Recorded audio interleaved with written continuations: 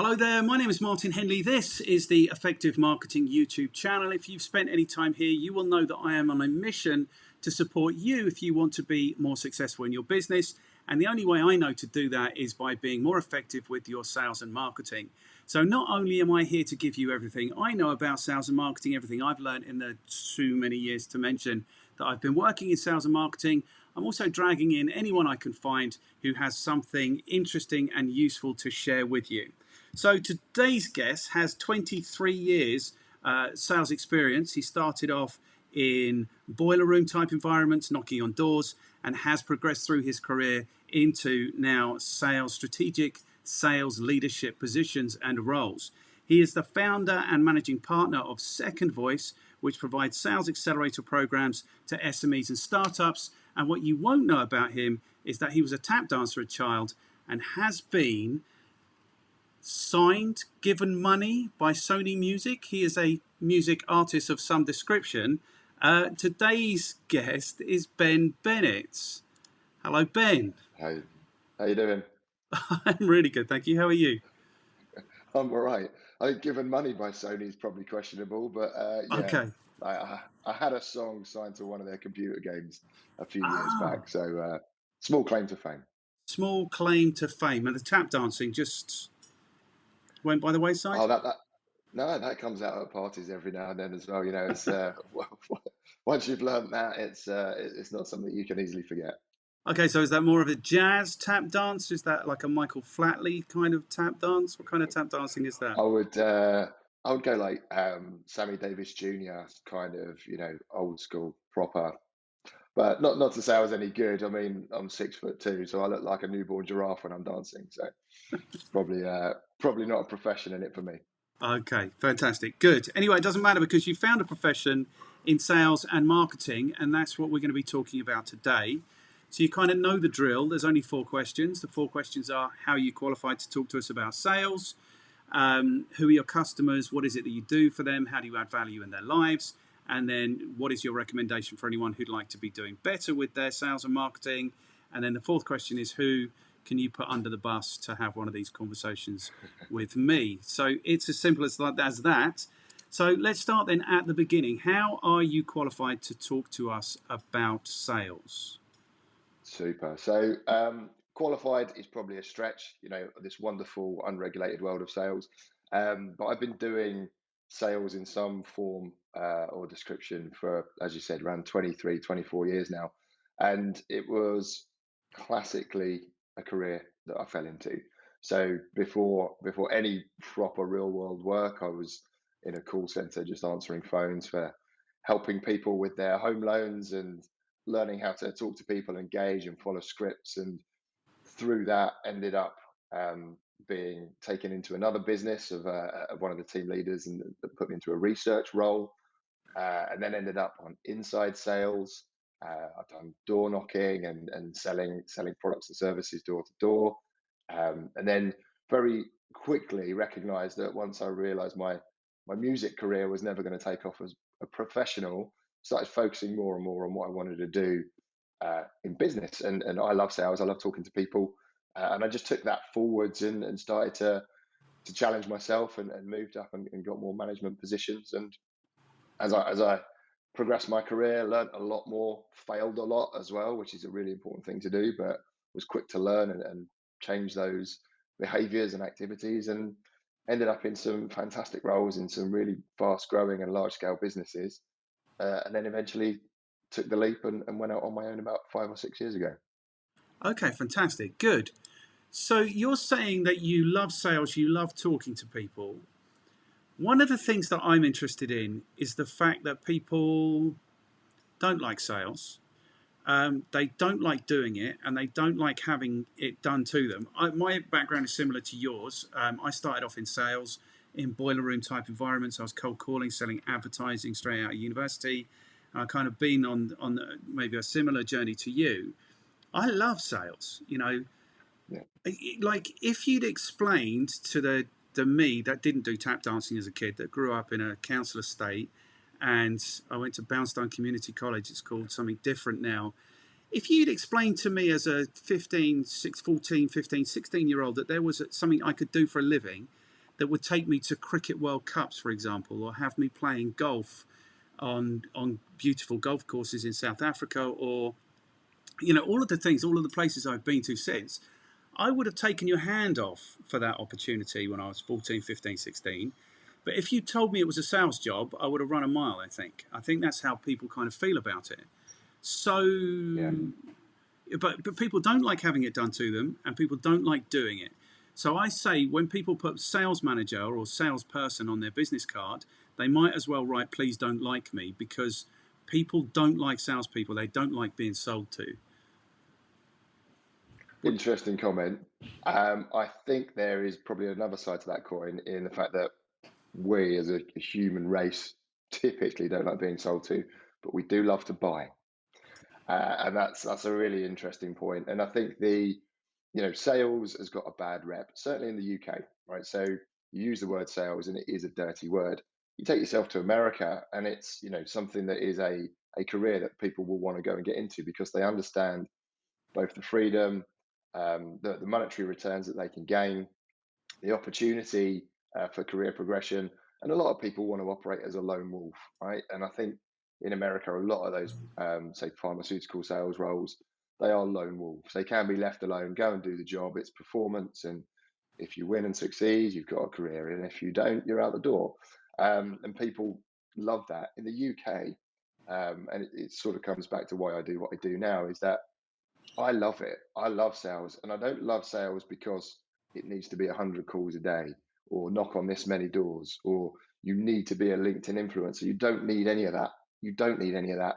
I think if you sort of look at sales as I need to be a decent human being, care about the people I'm selling a product or service to, genuinely have an interest and offer value, that's sales. Sales is not pick up the phone, harass a stranger upon your first connection when you connect with them on LinkedIn and try and push your services on them. So sales is no longer pushing and outbound. It's very much merging into more marketing and awareness and inbound and building trust. And that's behavioral change from the way people sell. But also, we need to understand that the way we buy and engage with service providers or products is entirely different as well. So yeah, let's not forget we do want to buy, but we don't always know the problem that somebody is trying to solve for us. Okay, so that's interesting. I've also got like a definition of sales because I think this is the major issue, that it's really poorly defined, and the way it ends up being done is really poor because of that. So my definition of sales is making friends with people, making it easy for people to buy, and something else I can't remember. But if you're doing that, so very often salespeople become the barrier to people buying. And I remember this right at the very beginning of my career. Like someone would phone up and say, I want to buy something. And then the salesperson goes into, oh, nice, so great mode. And then, I mean, this is kind of formulated when people try and push someone into like a buying cycle, that's, or a Yep. sales process. And that becomes, then very often I've seen sales not happen because the salesperson is being a knob, or they're trying to get the buyer to do something they don't want to do. Um, Yep. and so, yeah, so I think that's the issue. And I think it's partly sales and marketing, or marketing's fault, is that salespeople don't have enough opportunity to buy. So we're going to touch on marketing, I think, a bit in this conversation. But for me, it's kind of like a Definitely. chronology. You do your marketing, that gives you the opportunity to sell. You take the opportunity to sell. So it's marketing and then sales. I don't know what you think about that. I think that they're merging, more and more, and it depends on the size of the business. If you've got a large organization that has a marketing and a sales team, they need to have the same objectives, going in the same directions, the same values. And I think, salespeople historically and still do balls up the deal because ego gets in the way. It's poor training, it's a lack of understanding of human buying behaviors. It's a lack of understanding of how to nurture and create a relationship. And I think certainly when I was coming up through my career in sales, my end goal was commission. And that's because I was young and I wanted money. And that's why I ended up doing it. But when you realize that money is the byproduct of doing something well, and that is selling your service correctly to the right person in the right way, then money happens.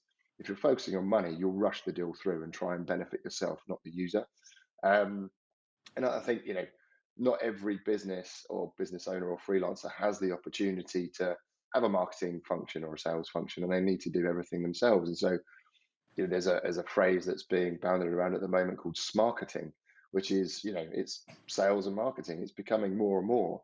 And I found when working for myself, I need to do both. So I've been fortunate enough to work in marketing agencies and work with marketing agencies now. So I can talk the talk and I understand what's required. I can't particularly execute on many of them channels, but I understand the role that marketing plays. But sales should really be the human to human facilitation of a purchase, or helping an individual really understand the problems that they've got. And then if they're not addressing those problems, the knock on impact that's going to have to them or their business or their customers. And it's more around enablement, I think, is the best word. It shouldn't be sales. It's just about enablement of understanding a current situation and finding a solution for it.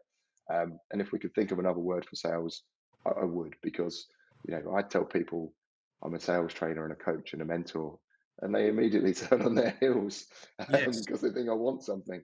But it doesn't need to be that way.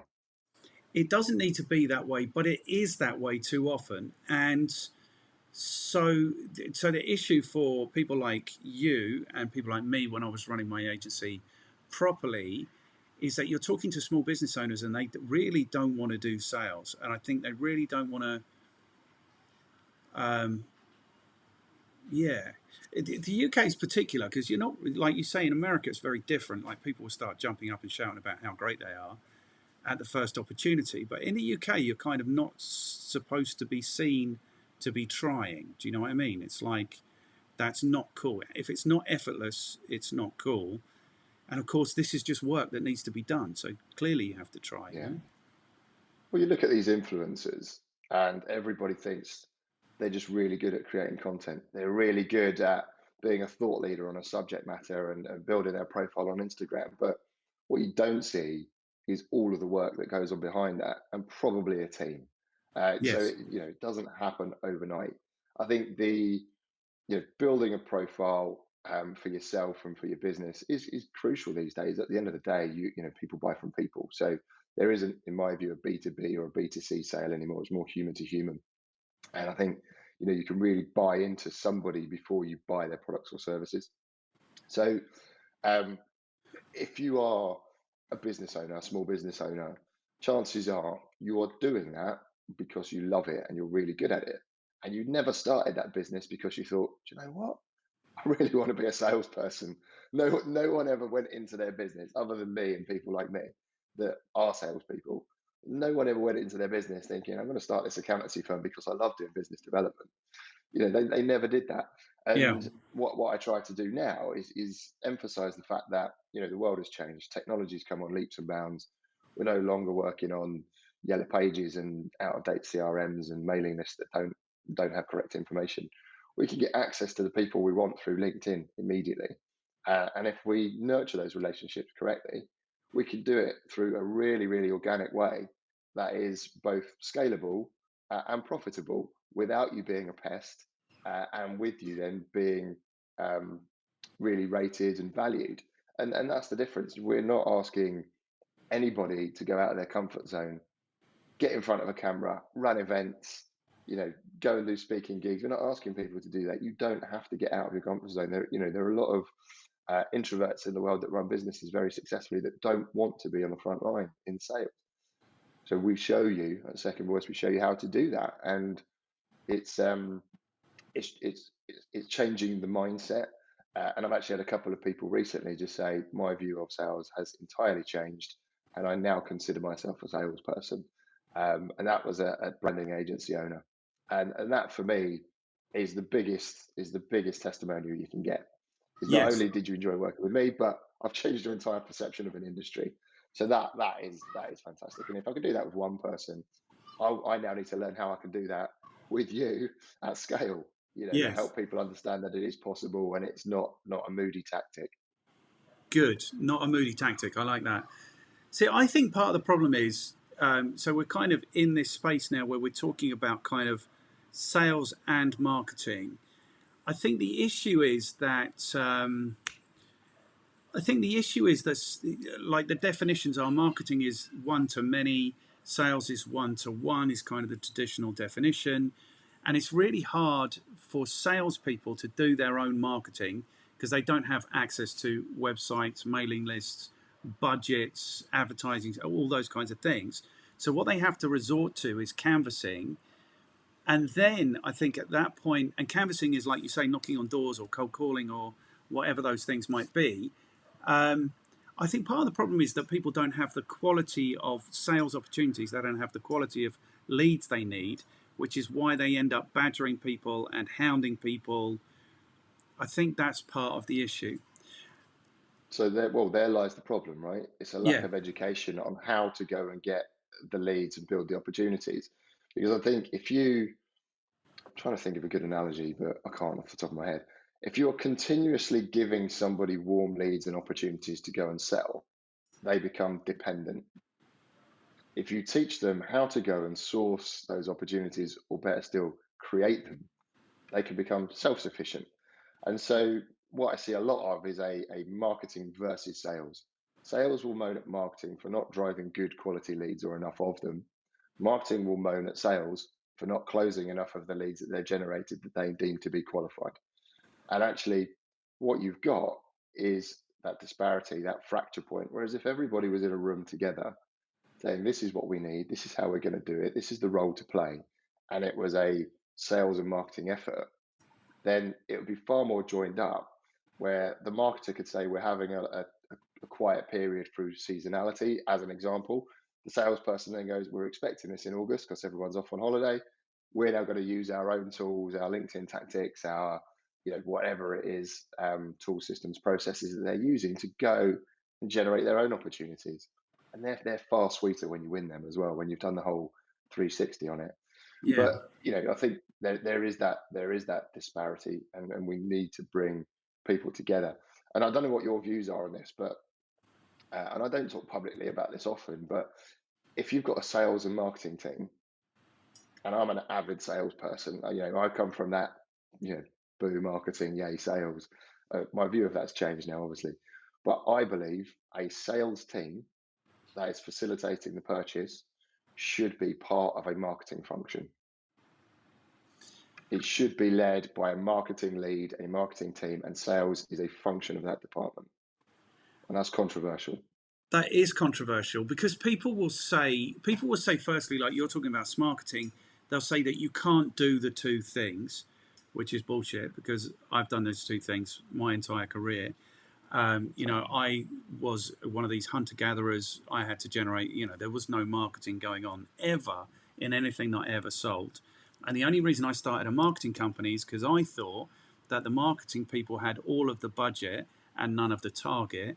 So I thought, if I'm going to be doing this, I'll get into that situation. Of course, it's not always exactly like that. I think they should be working together. Too often, I think sales and marketing very often are the least valued, least respected people in a business, which blows my mind because if there's not money coming into your business, nobody else gets paid, but that very often is the case. And then to make that situation worse, like you say, they're pitted against each other. Like salespeople blame marketing people and marketing people blame the salespeople. They're like the two smallest kids in the playground blaming each other, but not realizing that actually they're funding the whole gig. So, yeah, I see that a lot. No, I'm with you. I don't think there should necessarily be this separation. It's the team. So the way I define marketing is it's about finding, winning, keeping customers profitably. And that is actually sales and marketing. That's what goes on. And I think you're right. Yeah. I don't know if you've read Michael Gerber's The E-Myth, but he says everyone goes into business, like you're saying, because they love making donuts and they make great donuts. But what they don't realize immediately that they are in business, that being in business is just about doing sales and marketing. So it doesn't, obviously it helps if you've got great donuts, but it's not the be all and end all. If you've got no customers, you're nowhere. So I think we're on the same page. we're definitely on the same page. Should sales be subordinate to marketing? What are salespeople going to do when marketing are out to lunch, though? Because they're always out to lunch, marketing Yeah. people. I mean, I don't know if it's being subordinate to marketing. I think it's a cog in a bigger wheel. Yes. And so, it's not sales reporting into a marketing team. It's a function of, and I want to be clear on that. I think they are very, very different skill sets, really Yeah. different skill sets. And you do need both. You've just said that, and you've learned that through growing your own business. I've learned that through growing my business. I learned that in my clients' companies. You need both. And arguably, you'll be better at one than the other, or you'll want to do one more than the other. And certainly with the smaller businesses, they always lean to marketing because you can hide behind a brand. You can hide behind an email. You can hide behind a logo. You can hide behind a LinkedIn post. But it means that they don't have to put themselves out there. And there's something about sales that says I've got to put myself out there. So what we're saying is, marketing is part of it, and eventually you're going to have to speak to someone. So it is just part of that bigger picture. Yes, and I think it's definitely a chronology. So very often I would go. Obviously, I'd position myself differently from you. When I started, it wasn't really anything other than sales consultancy. I was going into businesses and saying, "This is what I do if I was a professional salesperson in your business. I do the canvassing. I do the, that's what I do." But it's definitely a chronology. So marketing generates the lead, the sales opportunity, sales closes the sale. That's the thing. But very often people would say to me when I was pitching, either we're going to employ a salespeople or we're going to bring you guys in. And that for me is wrong. So what I say to people is if you've got too many leads in your business, 100% you need more salespeople. In every other instance, you need to invest more in your marketing. So I think that very often is people think, oh, I just need more sales, but they don't know where the sales opportunities come from. So they think if they have more salespeople, they'll have more sales. That's not my experience. It's a silver bullet, and it really isn't. So one of the main reasons that falls over is businesses don't actually know what their value proposition is. And you Yes. get so many companies now, they're like, this is what we do. We're really good at it. We know you should probably use us. But what that does is that puts them in a position of consideration, right? So they will then be considered against two or three or four other suppliers that do exactly the same thing, and they will buy from the one they like the most or gives better pricing or some monetary decision making, which Or is better is at lying not where you want to end sometimes. up. Or is better than lying. Yeah, yeah, and sadly it happens. But yeah, but if you always lead, with the buyer's intention, best interest, and that's instead of this is who we are, this is what we do, you should use us. You should be positioning yourself as this is who you are. We work with you a lot. This is what we fix. This is Yep. how we fix it. Come and work with us. And it's the same thing, but you're just making it about them instead of you. And so when you hire a salesperson without really understanding that narrative or that positioning or those value propositions, what you're doing is you're maximizing the exposure to your really poor business communication instead of selling value. Whereas if you've got all that lined up and your processes are fixed and then you hire a salesperson, then you're going to maximize opportunity instead of maximizing poor show. So yeah, don't just hire a salesperson. Okay, good. This goes to another bugbear of mine. You'll come to understand I've got lots of issues with all of this stuff. I've spent too much time doing it and thinking about it. But exactly like you're saying, businesses should be about the customer and the value they deliver for the customers. But very often businesses are about the business owner and what they want to do. And especially in sales and marketing, because it's so mysterious, vague, blah blah. They think that this is their opportunity to do carte blanche, exactly what they want. So one of the questions that I've had recently is if agency is actually required, if you need somebody to come from outside of your business to understand the actual value that you deliver, to understand your business and your offering more like your customers might understand it. I don't know what you think of that idea. I Perspective is really important. Yeah. And one of the biggest things that kills businesses his ego. Um, and even doing what I do now as a, you know, so-called expert in sales, is that I'm too close to it. Yeah, I need people coming in and looking and advising and giving me perspective, because what I know to be true is biased. Even if I'm going to gather evidence as a business owner, I'm going to find the evidence that supports my hypothesis, right? Yes. So what I actually need is, here's my strategy, here's my plan, here's my evidence and my reasons why, and then this is how I'm going to go do it. And then what I need is a clean, fresh set of eyes to say, please sense check this with me, and show me where I'm going wrong. And I've been proven wrong countless times. And that's absolutely brilliant, because if I can keep getting proven wrong, it means I'm going to change the direction in a way that is right for the business and my customers. So, do agencies have a space in the business world? 100%. Whether it's coming in and actually picking up the department and doing the work for them, or whether it's having that consultancy piece and just giving you that new perspective and strategy, I think that's so vital, especially for the small business owners that are literally going it alone. You know, Yes. it's lonely at the top. So yeah, there is definitely a space for it. To what degree and for how long, that's down to the individual relationship. But perspective and input's everything.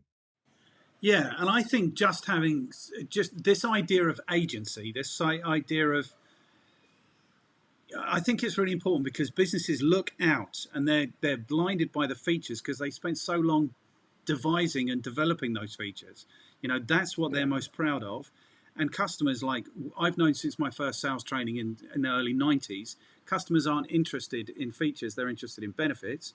Everyone's still selling the features, you know, 25 years later, yeah, it's still going on.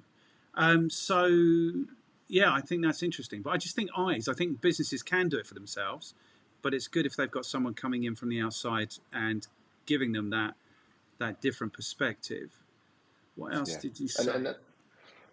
well, I think on that point, so I changed my entire business model uh, right at the beginning of the pandemic, and not because of the pandemic, but it basically went from being a consultant and a trainer, to being an enabler. And what I mean by that is, it goes from, you pay me for my expertise and then I leave. And typically, what happens is retention of information is really poor, Yes. and that's just training in general. People don't actually apply it unless it's there to be governed afterwards. Or you'll do a piece of consultancy work or strategic planning, hand it over to the client, you get paid, you leave, and then it gathers dust and doesn't get implemented. There's still a skills gap. So what I do now is actually work with businesses and the business owners on an ongoing basis. So here is your product, here is your plan. This is the bits that you can do yourself already. Go do it. These are the bits that you don't know how to do. We will workshop that together so you then know how to do it, and then we will go to market together, supporting you. And the idea is that it's, the teach a man to fish scenario, but phase myself out, because they shouldn't have me in a business longer than necessary. And it's about giving them the skills and the confidence to be able to run their own businesses, but still be in a position to lean on me or a community of businesses in the same position as they're growing. And that's the really important bit. It's making sure you're impacting the business and making change rather than getting paid for doing a piece of work and leaving. And that's the big shift for me. Okay, cool. That makes perfect sense. So this leads us in then kind of to question number two, which is who are your clients and how are you adding value in their lives? So what sort of style, you said you work with marketing agencies, what sort of style of business are you most effective with, or do you most like to work It with, or changes on the seasons. Really depends on who's around and who needs it. And I've started out doing a lot of work with software startups and SaaS businesses. And over the last sort of 12, 18 months, I've seen a lot of service led, a lot of creative. So anything from design, branding, PR, web development, um, in and around those fields, but it's all B2B. So a lot of what I do can be translated into the B2C world, but ideally it's about understanding how to get in front of business owners and businesses to get decisions. So as I said, it's around enablement, and I do that in a few ways. So I run a group program which runs for 8 weeks. And it's called the Orca program, and it's called that because orca whales hunt in pods, and they hunt in different places around the world. And depending on each unique pod, they hunt different prey and use different tactics. And I just thought if that wasn't a good analogy for a group of founders or business owners, I didn't know what. So the Orca program is an 8 week group program where we run through online everything from defining your business model, identifying your ideal customer, working out where they are and where they exist so you can go to them rather than trying to bring them to you, key messaging that cuts through the noise, how to get good data, how to use tools and systems without becoming spammy, really making sure that you've got a robust end-to-end process, measurement framework, CRM, forecasting, kit and tools, profit and loss, and then accountability and management. And that full 8 weeks, they get a hell of a lot of information, get to work together as a group. And I run on a platform, run it all through a platform where we can communicate between the sessions every week as well. And then they're forever in that platform, and we can talk all about their businesses far beyond the program is over. So that is proving really successful, and I've got some great feedback from the individuals that have gone through it, and we will continue to run them probably every other month, which is really exciting. And then the other side is the one-to-one mentoring, really, and that's for businesses that might already have a team or a few steps ahead, and they've got the basics in place, and they're looking to now upskill or take things further. And that will be, a mixture of training, process planning, consultancy. But typically, I sit across that in an advisory position, a twice a month or a once a month meeting, but an access to the bat phone, if you like, whenever they need it, and equally they're in the platform as well. So everybody's learning from each other. And then the third point is within that platform itself, and that's creating a new community, not just a mailing list. It's about people that are actually doing the work and making the changes, so that I'm not the only one with a voice. I can guide conversation, and I can ask the right questions, and I can lead people in a way that they can get the information and start applying things themselves. But what everybody needs to understand is that as a business owner myself, I'm going to be doing a lot of learning from my clients too, because they would have done things that I wouldn't have tried yet, and that it's either worked well or it hasn't, and vice versa. So we're all sharing from each other in that group. Okay, so all manner of types of businesses, creative, software, etc. And these are, for the program, these are startups, are they typically? Are they kind of owner managed, owner? Yeah, they're usually owner operators, and they will be, 5 people or less, and they will be typically freelancers or 5 people or less in a business looking to either get to their first 100,000 if you're a freelancer, get to understand how do we take our 150, 200K turnover small boutique into a 500,000, 1 million turnover. And it's just about accelerating them and enabling them to do that. And a lot of the time, it's looking at the business model and the fee structure. It's about removing service providers from selling time and instead sell outcomes. And then that way, you've got the ability to scale. And I think at the end of the day, so many people do well and create a lifestyle business for themselves, and they're happy with their lot. And that is exactly where they want to be. And that's fantastic. If you want to work out how you can then go and, double that while still being just you, we can support how to do that. And I don't want to be this false claim. We can 10x your business in 6 months, because, that's just nonsense. Ultimately, what we want to be able to do is show you what's possible, realistic, and then give you the tools to get there. So owner operators or freelancers typically come through the program, and then any business that is anywhere up to 2 or 3 million turnover that want to do any in-house process stuff, and upskilling, then that will be probably more than one-to-one mentoring clients that I would work with. Okay, cool. So the issue that kept me awake for 9 years whilst I was running the effective marketing company and actively looking for customers who are typically who sound pretty similar to yours, is that somebody told me early on when I was running my business. I was running around, I was doing a lot of public speaking, I was at events, and this sage old accountant sat me down and he's like, "How's it going?" And I'm like, "Yeah, it's really good. I'm getting people really excited about marketing."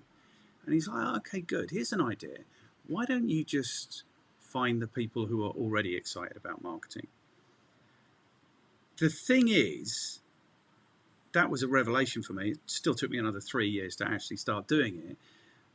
But very often people in that size of a business, like you say, they're very happy with their lot. They don't. So how? What I want to say? How are you positioning yourselves, or where have they got to that they realise that they need this kind of a service? That's what I'm interested to know. Sure. So there's two angles to this. There's the outbound and there's the inbound. So the outbound, and people will typically go and do an ideal customer profile. So they'll work out that Samantha's the sales director and she is looking to upskill her team. And it's a pre-seed or a seed level business, or they might be going for Series A fundraising, blah, blah, blah. So you'll have an ideal customer profile. What very few people do is then go and look for what's called firmographics. And firmographics are the equivalent of demographics, but for businesses. And so you can there's tools out there where you can go and identify the stage of life that a business is in, the sector, the location, and understand what their pain points are. So it might be, and I'll give you an example for a leadership coaching business that I've been working with, is they work with Series A software businesses because the key problem that they solve are rapid growth and managers being homegrown and not necessarily being in a position to support that rapid growth. Also, another issue is maintaining culture. So it's very easy for them to find those businesses. They go on a platform like Bowhurst. Other providers are available, but you can quickly do a search, or Crunch. You quickly do a search that says tech companies in the US or the UK, wherever you're looking, that have done their seed rounds. They're moving into Series A, and they're in the pharma industry or the fintech industry or wherever it might be. Because what you can then do is you can make some assumptions that the person who is the people lead or the HR lead will have these problems, and then you can target them effectively. So that's the outbound approach, and really looking at, I understand what the needs of my customers are and the things that I fix, and they are 99.9% always in this situation. How do I find people in this situation? And that's what you go and explore.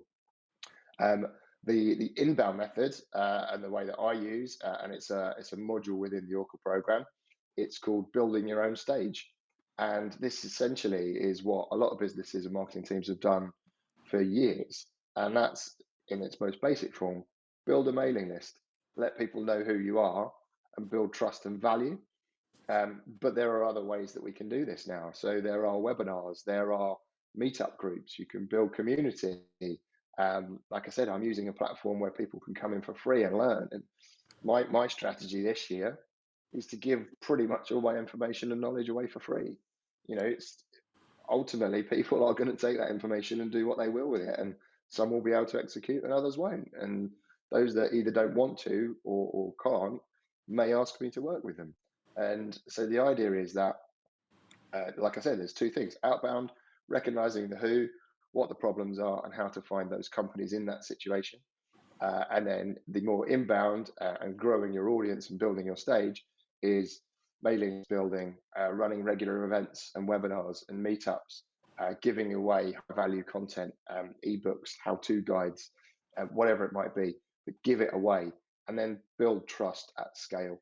And that is ultimately where you'll be able to do exactly what you've been trying to do, or were trying to do in your business, and other businesses can do today.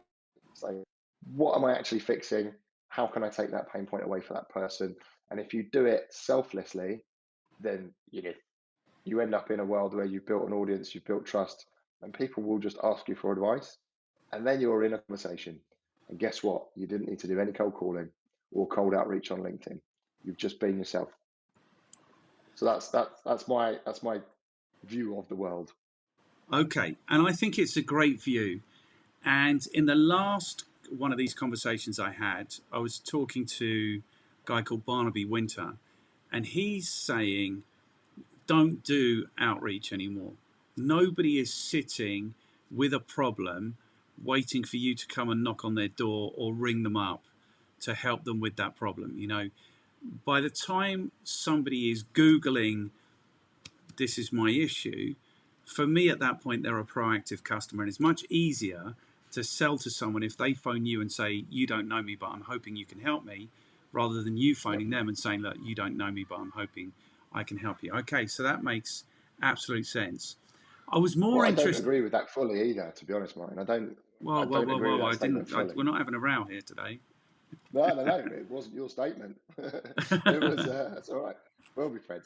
I think the thing that I want to add to that is that people or buyers or prospective customers may be in a situation that is going to cause issues for their business, but they are not yet aware of it. Okay, Okay. so when you're doing any form of marketing, you're building awareness and you're building value, right? And it's, here I am, and you're running the attraction piece. Cold outreach is all about getting you front and center, and that, telesales is not dead, but the phone still plays a part in a sales cadence, just further down the line for me. So email and LinkedIn and building awareness is still really important to do cold outreach. But when you know the problems that you solve, and you see it so often in so many businesses, the probability of those same issues occurring in a business of the same size that aren't aware, that aren't looking, it's your job to help them understand where the pitfalls might be. And so I would say cold outreach is still a relevant part of business growth and should be a part of business growth. But it isn't necessarily going to be the dominant one, but it still should be a key part of what you do. Yeah, and I agree with you. And I think there's an issue with inbound marketing, which is you don't get to choose who comes. You know, you can qualify them once they come, but you don't get to choose who. You do. I mean, like Rolls-Royce choose stupidly wealthy people to be their customers. They do that with their price, for example.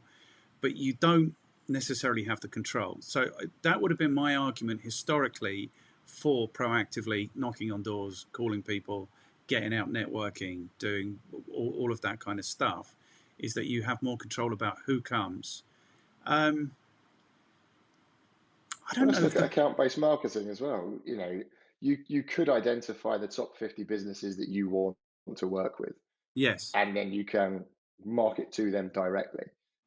Marketing doesn't have to be blanket. Yeah, yeah. So you can do really specific targeted approaches that take time, have a certain cadence, have certain content. It's all delivering value. But that effectively is outreach, Yeah. targeted outreach. So I guess as sales and marketing has evolved, as technology has evolved, the tactics we use has evolved as well. So let's explore that as an option. And for those people that aren't aware what account-based marketing is, it's, I want to work with Pfizer, so I'm going to go and map out all of the key players in that business that I need to be speaking to or bringing together, and then I'm marketing to them directly. I'm adding value to them directly. I'm advertising to them directly. They might think it's going to everybody, but it's so hyper personalized that they've got no choice but to at least pay attention to it. And that is outreach. That's just, instead of, hi, is Martin there?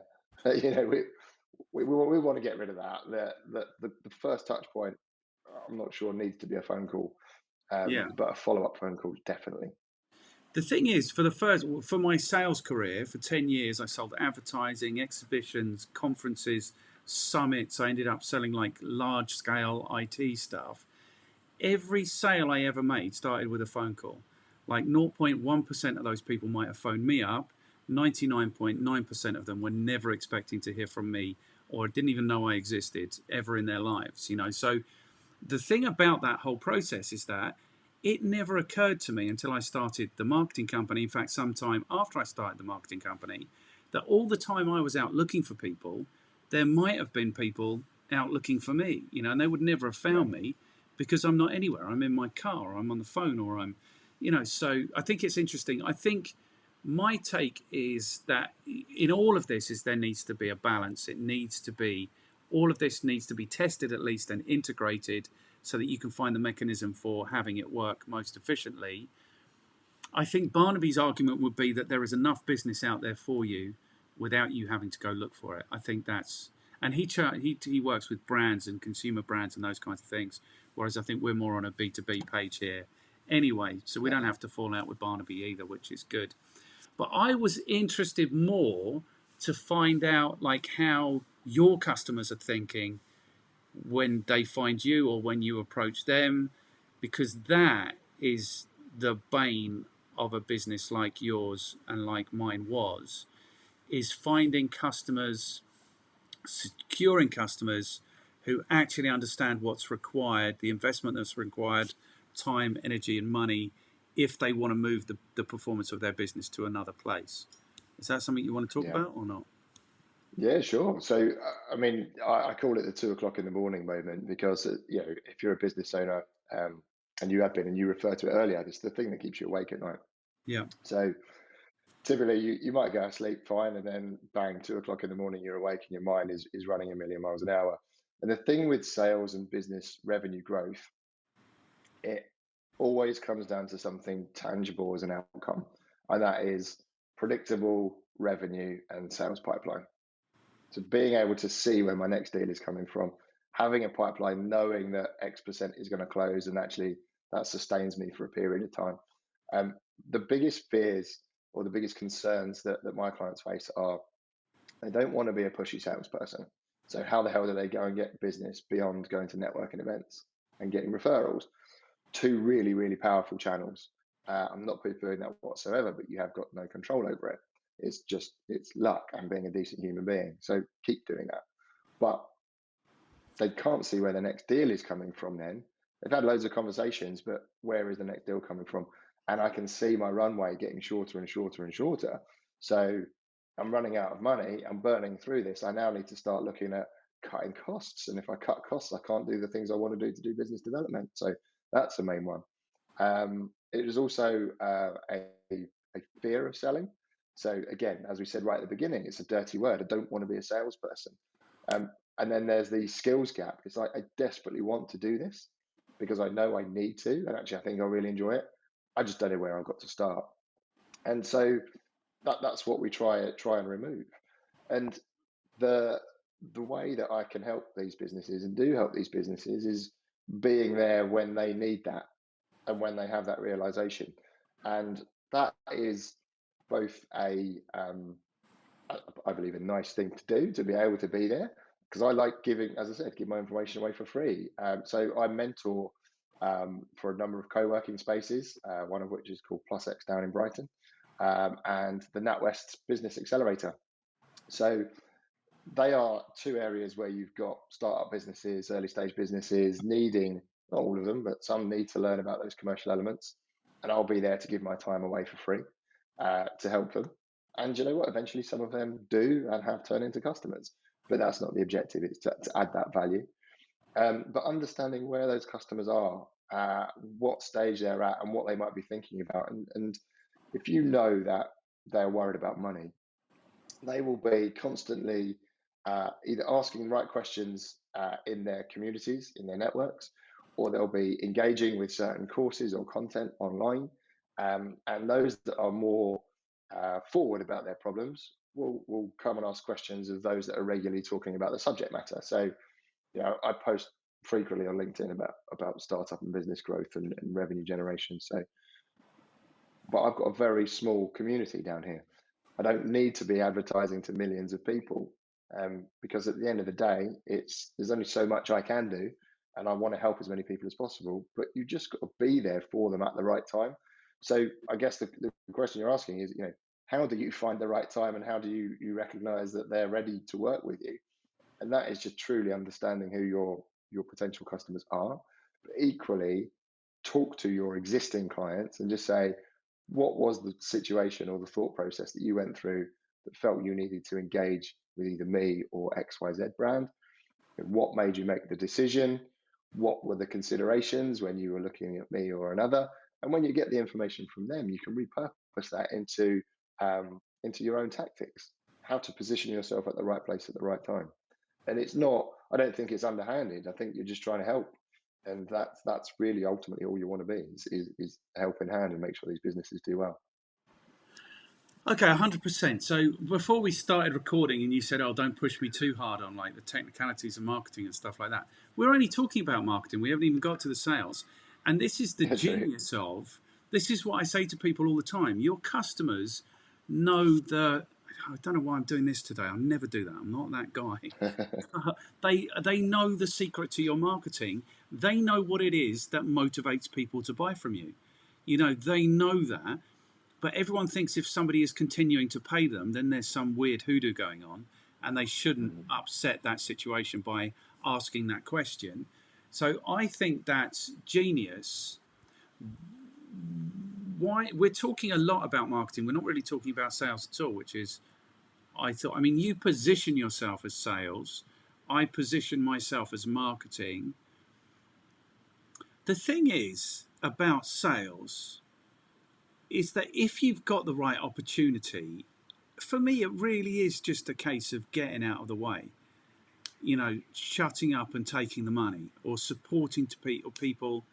Because if I experience a good salesperson, I think if we all experience a good salesperson, we love that person. They are like employed to be our best mate, specialist in whatever it is we're buying, tennis rackets, cameras. Do you know what I mean? It's like that should be what a salesperson does. So sales for me shouldn't even, like, to the point of negotiation, objection handling. If they're objecting, they're not a good prospect. You know what I mean? Find someone who's actually wanting what it is that you're doing. If you're having to negotiate, they haven't seen the value in what you're offering, or they're not in a position to realize it. Do you know what I mean? So all of the stuff, the traditional stuff, like if they have to go through a sales process, you have to put them through a sales. All of these things, I think, are constructs of really shitty lead generation or really shitty qualification. You know, none of these things would be going on if you had a good prospect in front of you. You'd be having an entirely different conversation. You would both be getting really excited about the prospect of them buying this thing. That's what I think. Sure. I mean, They don't all flow like that. I think you know, you can be a good marketer, you could be a good orator and get people to come to you, and then every opportunity is not going to be warm. But there is that sales element that the word you use is perfect, qualified. Right? You've got to qualify that opportunity, and part of the moving into the sales element then is about using real good open questions to find out the current situation of the individual, their perception of the situation. And then the next stage on that is to challenge their thinking by using really good, challenging, open questions. And it's almost like, you know, everything's fine. We love our business. We've got enough leads coming in. You know, then you just ask a simple, challenging question like, what would it mean to you if you had 5 times the amount of leads? What would it mean to you if you increased your conversion rate by twofold? And all of a sudden, what you're doing is you're putting the prospect in a position to think beyond the status quo. So, like, okay, well, actually, let me think about what good looks like. Now, let me think about what scary looks like. And their thought process is different. And that's where sales comes into it. It's just asking questions and listening. You're not forcing a product or service on them. So you will get objections and you will get negotiation. And you know, that for me that's the challenge, but that's the fun part of putting the sales skill to work. And then that is understanding how you can help somebody come to a different conclusion by just moving their position of thinking, their mindset. And it's a bit of a thick book, but Daniel Kahneman's Thinking Fast and Slow talks about the two mindsets. And there's a system one, which is learn and bias, and then system two, which is slow and considered. And that bias one, that system one, is the one that will make you cross the road when you see a charity fundraiser walking down the street towards you. You just immediately go, nope, don't want to talk to them, I'm off. Or, you know, 2 + 2 is 4. But then when you're asking more challenging questions that people need to stop and consider, then you can move them into a position of consideration and thought. So, someone buying a car will give a lot more thought to that purchase than someone buying a packet of Smarties. Packet of Smarties, 40, 50p. I don't know, it's been a long time since I bought Smarties, but it's off off the shelf. I love them. It's pence. I don't give it a second thought. I'm about to buy or lease a car. This is anywhere between, 500 quid to 30 grand, whatever. Actually, this is going to be with me for the next 3 to 10 years. I'm going to give this a bit of thought of whether I want to be in it. And they go through everything, will it last? Is it safe for my family? And what you want to do is just move people into that system to thought process where they consider things other than the here and now. And that is the sales element. 100%. You're 100% right. And what's interesting to me is every sales training I've ever done starts with the person or the group letting me know that they are terrible closers. So everyone's got this fear and nobody believes that they are able to close. And what you establish, what you realize really quickly is that people are terrible openers. They don't open up in the way you're describing the opportunity. So when I do sales training, I do like a staircase of needs with open questions. So you start off at the beginning building some rapport. How's you? How's the missus? How's the COVID? Blah, blah, blah. You go into some qualification and it's kind of like a warming up process. And then you start, and then you end by asking like closing type open questions, like how do you buy? When do you buy? What do you pay? What's a burp? What's the next step going to be? And if you go through that process, 9 times out of 10, you're right. You've got the person thinking on a different level. So you've deepened the opportunity and the relationship.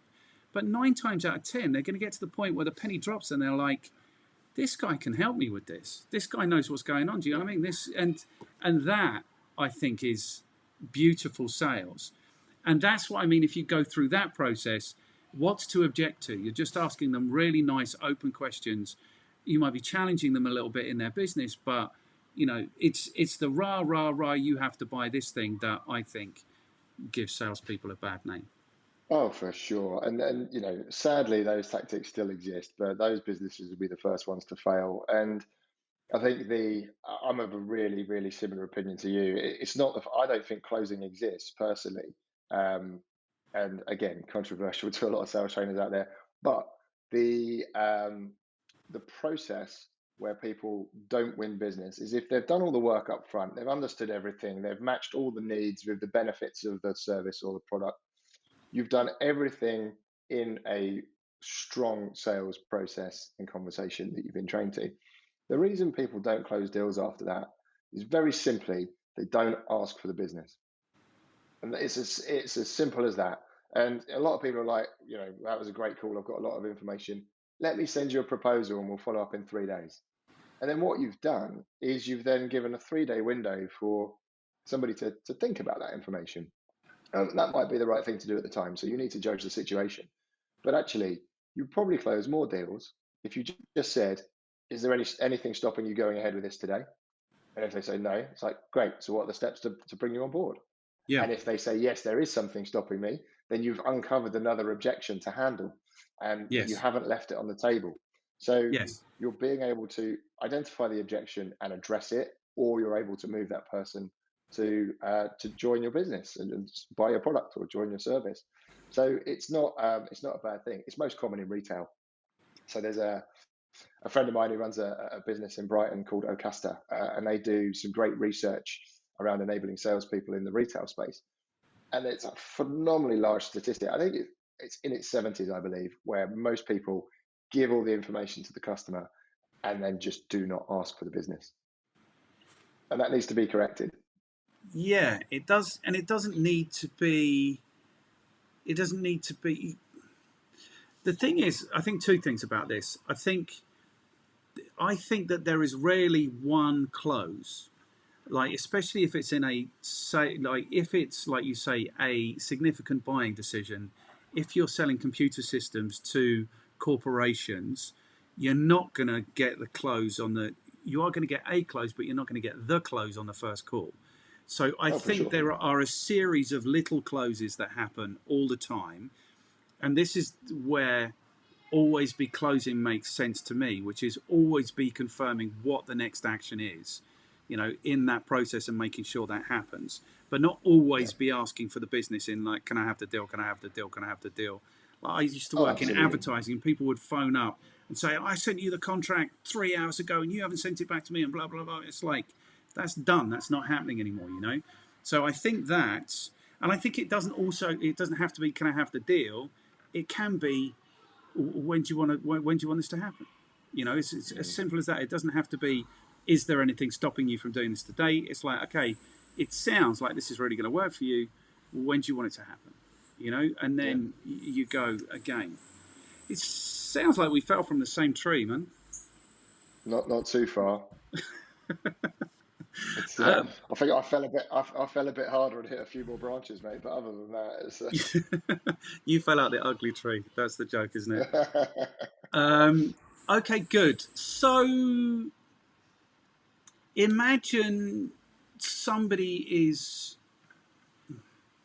this question's really not working recently because I keep asking people and they just like, well, get them to phone me, but maybe they can't phone you. Maybe they're in a different part of the world, or maybe they don't. I don't know. So if somebody's looking at their business and they're realizing, you see, I think that's the only challenge in your business and my business is getting people to that point of realization, or being there when people get to that point of realization. I think the other issue is, like, I'm with you entirely. I think people need to change their mind a little bit about sales and marketing, and that's what I'm on a mission to do. And I'm giving away everything I have for free, and I'm giving away everything you have for free, and everything or everyone else has for free. I'm really on a mission to kind of help people, maybe to get to that realization. It doesn't function as a business because people won't pay for that. After that, they can come to you. What is your advice for somebody who's like, okay, I want my business now to start performing in a better way? I would look at just putting in the basics, and I think a lot of the time, and I alluded to it earlier, and you did as well. It's the benefit statements, right? It's the positioning. It doesn't have to be knocking on doors. It doesn't have to be adding 20 people a day on LinkedIn and just seeing what happens. All right, that might be a tactic, but if you aren't positioned in a way that people understand that they should be on your site or talking to you, that they can see you do solve the problems that they've got, and they can see that you've got experience in delivering the right outcomes. If you aren't positioned in that way, you're just another website. You're just another marketer. You're just another salesperson. And you really need to be able to say, this is who you are. This is what we do for people like you because, and this is how we've achieved XYZ for client ABC. It all starts with a firm, solid ground to launch from. And you mentioned about selling features over benefits. So there's a framework I use called FABs, which is features, advantages, benefits. The feature of coming on my Orca program is it's the Orca program, and it's an 8-week group learning program. The advantage is you get to learn with other business owners in the same situation as you in an online environment with as little impact to your time and as high value as possible. The benefit means you no longer have to worry about where your next deal is coming from. You no longer have to worry about becoming an influencer to secure deals. You no longer have to XYZ. So it's the feature, which is what it is, the advantage, which is how it works and what it does, and then the benefit directly matches up with the problem that they've got, or the worry, or the need. And when you're telling a story like that, people understand it very clearly. If I'd have said, I'm a sales trainer, I work with businesses like you all the time, here's an overview of my sales training, not going to give two hoots. No. But if you're directly answering the need, that's where you need to get to first. So ironically, with anything to do with sales and marketing, it's nothing to do with marketing tactics or sales tactics. It's about positioning and getting your bedrock set and really launching from a strong base. Yeah. And I think part of the issue is that people don't really believe that they are adding value to the world. Is that the case where they don't actually? because it's really hard being a small business owner. I mean, it's stupidly hard. Like, I built 1,000 different businesses, I think, in the 9 years that I was doing business. And I think a huge proportion of those were essentially servicing overdrafts, is what they were doing. It was, I mean, really ugly and painful, I think, for a lot of small businesses. So I think they lose confidence that what they're doing is actually adding value to the world. Is that a Yeah, consideration? I'd agree. I mean, welcome to our old friend imposter syndrome. It's something that exists at the highest level executives of the biggest firms in the world, all the way down to, kids at school. Imposter syndrome is probably one of the biggest killers of business. But the thing that I always say, and I'm working with a guy at the moment, and he made a statement of, I've got a new business, but I don't have a track record because it's a brand new business. And so why would people buy from me? And my view on this is a fairly simple one. It's like, your business hasn't got any track record, but you have. Like, Yeah. look at this work history that you've got. Look at the client logos that you've built out for other employers. And actually, one of the most valuable things you can add to any client is, we spoke about earlier, perspective. And any business owner has got that in bags and bags of it, because you can bring perspective, you can bring opinion, you can bring ideas, and that's valuable. Whether they get executed against is one way or another, but you're bringing that perspective and that value and that experience. It doesn't matter if business A has only been running 6 months or it's been running 20 years. The value you bring is within you. And until you separate yourself from the business and build out IP within the company, and that might be content, that might be courses, it might be whatever it needs to be. But until that point, the business is you and you are the business. So while the new logo might have no experience, company owner has got 15, 20, 30 years experience. Don't sweat it. And share your knowledge, because people will consume it, and give away information because people will care. And there is always going to be someone in the room that will get value from your information. Equally, every conversation I have, I learn something new. Yeah. I'm not arrogant to sit there and think I know everything about sales, because I do not. I just manifested all of my knowledge into a program, into a business, and that's the real difference. People do want to hear what you have to say, because you are the value, not Yes. the business. 100%. I think that's really important. I think that's really, really important. You see, I had this conversation with Barnaby, and he's given me his whole process. And there's 5 things in there that I used to do regularly and were the bedrock almost of what I was doing, and then they just got forgotten. So there is, even if you're you and I, and you make a living doing this stuff and talking about this stuff all day, every day, there is still a need to be having conversations, talking to people, getting support, getting guidance, because it's like a customer of mine was a life coach. Didn't do a lot with life coaches, but one of them was. And the issue in her business is she was fixing people too quickly. Like, people would go and see her once or twice and they'd be fixed, and she'd send them out into the world. And I was telling her, look, you can't run a business like this. Like, you can't go through all the cost and pain and energy of securing a customer to then only see them twice and have them completely fixed and never need to see you ever again. Like, you think about the most successful footballer in Premier League history was Ryan Giggs. He was managed by the most successful manager in Premier League history for 25 years. Even the best people need coaches, need managers, need those kinds of things. What was the point of saying that? The point of saying that is, it was the same thing. Like, she knew she was doing an amazing job for people. She was actually doing too good a job, I think, in my opinion, because, okay, you fix that issue, but you want to be there. Like you say, the next time they wake up at 2 o'clock in the morning, you want them to be able to call you and say, look, now I've got this issue. And so, yeah, I think it's interesting. And I think there's so much opportunity in this that you almost need someone to come out from outside to be able to remind Yeah. you of all this stuff. And I mean, that's a great example. And, she could be, and I'm glad that she isn't, but she could be in a position where she could string that out for weeks and months and years. Yeah. Um, there's that, I think it's Netflix or BBC, is it The Shrink Next Door, Paul Rudd and Will Ferrell. And basically, this man implants himself into Will Ferrell's life. is Okay. his shrink, but he takes over his life. And I'm not saying that's ever done to that extreme, but you can keep people coming back and paying because they get value from what you're delivering. But if they 100%. Yeah. actually are ready, if they are ready to go in the real world, she's done the right thing in stopping those sessions. But how can you maintain a customer provider relationship without just letting them go and never hearing from them again? Yeah. Can you create a community? Can you create a paid for support service that's beyond one to one? There are ways to monetize audiences where everybody still gets huge value, but aren't being preyed upon because I think I shouldn't be in businesses too long, but I don't want to stop talking to those clients and helping them. No. So what is the mechanism beyond the one to one?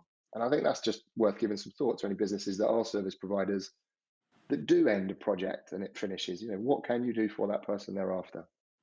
And I think even if you were not stringing it out, but if you've benefited, like seriously benefited from these two conversations, you'll probably benefit from having a conversation 3 or 4 times a year. So let's schedule that at Yeah, least. yeah.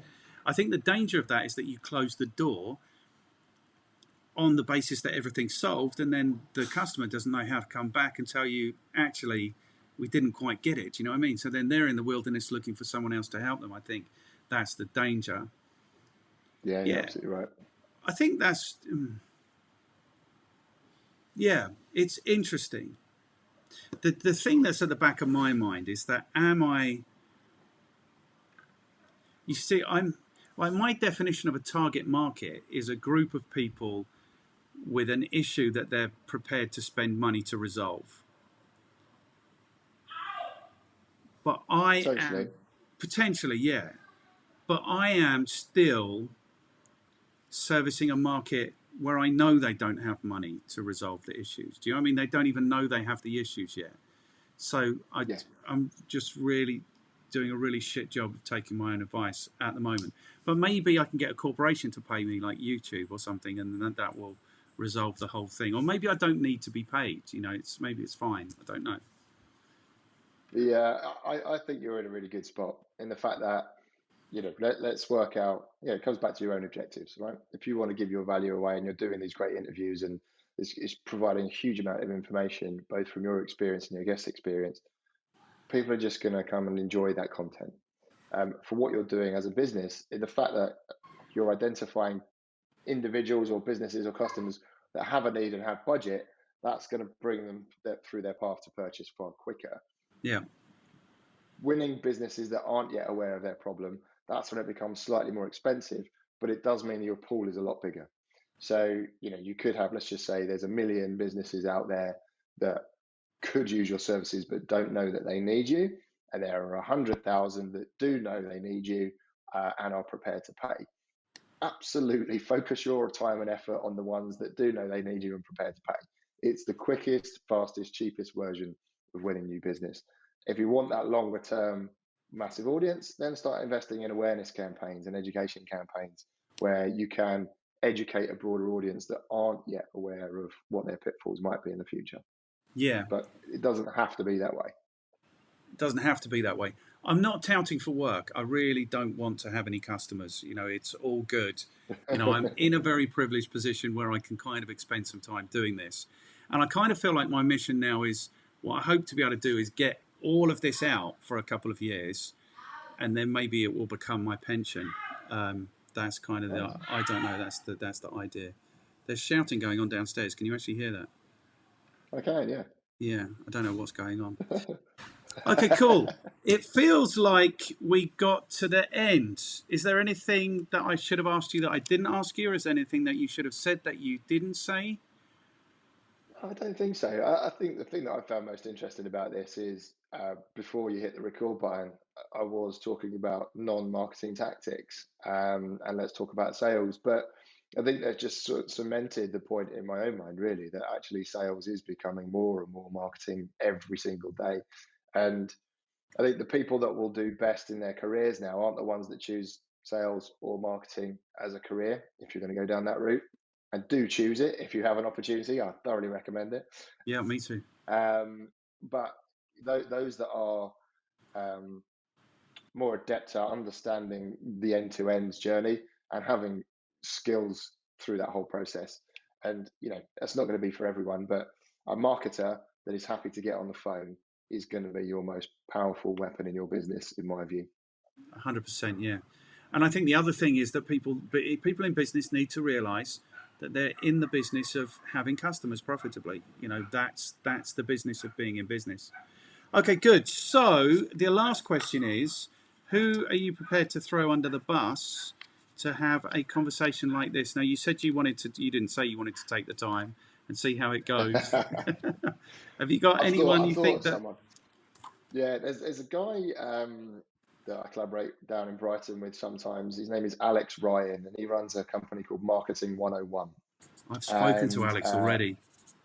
Have you? Yeah. Oh, God damn it. Oh, I bet you met him through Jim, didn't you? Yes, 100%. Jim Cunliffe, he's everywhere. Okay, well, I will put you in touch with a guy called Robbie Batty. So Robbie is a business development pro, and Robbie is Batty, doing a lot of Batty. Bhatti. And he gets involved with lots of businesses. He's probably one of the best networkers on planet Earth. Loves bringing people together, and he's got a lot of business growth, enterprise level experience, and he's a wonderful human being. And he's very funny as well. So it'll add a different twist to your audience, I feel. Excellent. Okay, cool. I will get after him as well. We're not connected on LinkedIn, but I'm going to send you an invitation now, and hopefully you'll accept, and then maybe I'll find him that way. Is that the best way to find him? Or I will happily bring you together. Fantastic. You're an absolute legend. Okay, just one. Awesome. Is there anyone else you can think of? I'm just trying to think who would be appropriate. I'm going to touch Alex Ryan again because it's been a while since we spoke, and I think he's doing a lot of podcast stuff now as well. Yes. Yeah. The thing is, there are a few brands and businesses that I'm working with that are the smaller end of the scale, and there's a couple that are larger end. I could put you in touch with a woman named Sarah Osterholzer. She runs a community down here in Brighton called the Good Business Club. And she's gone through a good journey of building out her own business, taking on investment, and building a community of socially and environmentally focused businesses. And yeah, wonderful human being, lots of experience, very knowledgeable. And potentially, if you're interested, there's a woman named Christina Pericati, and she runs Southeast Angels Network, and she was a former entrepreneur manager at NatWest as well. So she's big in the startup world, big in the marketing, fundraising, and so she might be some really good conversation for you as well. Excellent. I'm interested in all of those. If you could set up or you've come up with very difficult surnames to spell. That's the only thing. So I probably haven't got them right. So what I'll do is I'll put an email for you. I'll send you an invite on LinkedIn. You can either send me the names or the links, or if you can instigate a conversation, that would be first prize. Yeah, I'll start it out for you. That's not a problem at all. You're an absolute legend. Thank you so much, Ben. This wasn't the easiest to come together, was it? There were tropical diseases, right. There were accidents, scars, head injuries, but we got there in the end. So this ill-fated conversation happened. I absolutely love these conversations. It's insane how much I love these conversations. So I thoroughly enjoyed it, and I really appreciate the opportunity and the patience to get me here. So thank you very much. Okay, definitely. I think it was March last year. I think it's taken us 10 months to get here. Really? Wow. Yeah. Okay. Yeah. Anyway, we made it. We made it, buddy. We made it. We made it. We got there in the end. You're an absolute legend. Thank you so much, Ben. Likewise, bud.